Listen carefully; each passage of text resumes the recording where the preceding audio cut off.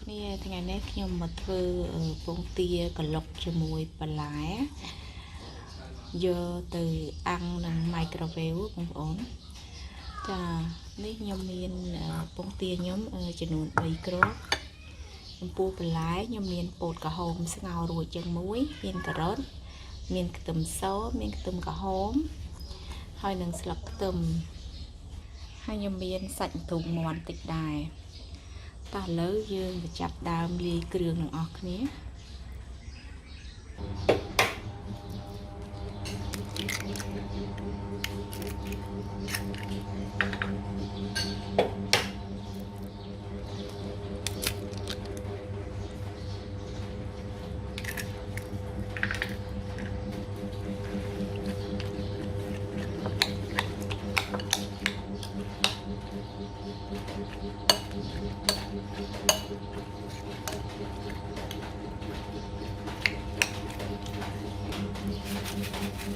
choខ្ញុំដាក់រ៉ូឌីចូលតិចហ្នឹងយើងច្រវល់ម្សៅទៀត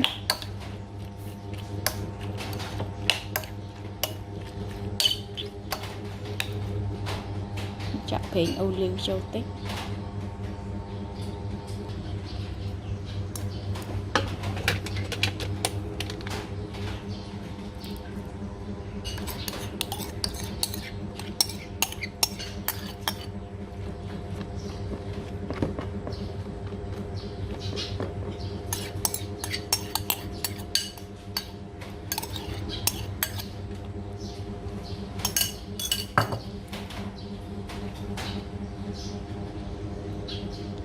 សាច់មាន់បងប្អូនដាក់មក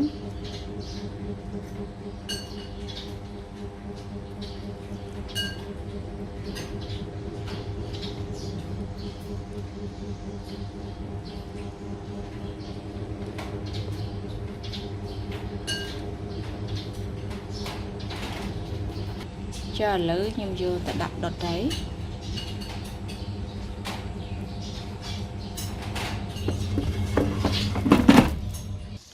បងប្អូននេះខ្ញុំដាក់ដុតចំនួន20នាទីឥឡូវឃើញថា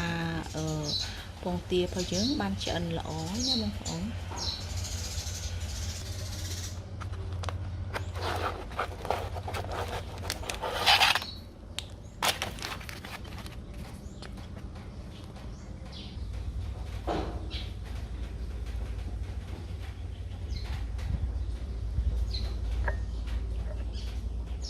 ពេលយើងញ៉ាំជាមួយទឹកប៉េងប៉ោះនិងជាមួយ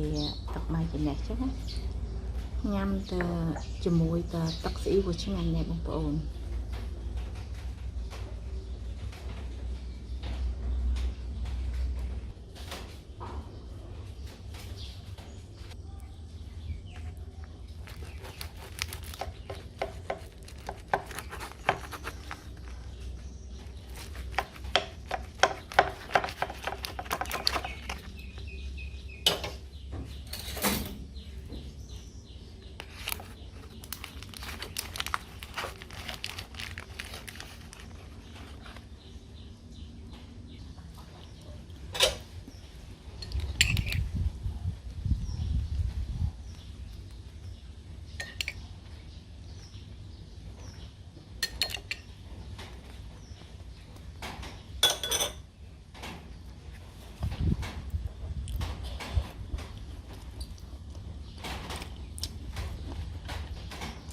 ងាញ់បងប្អូន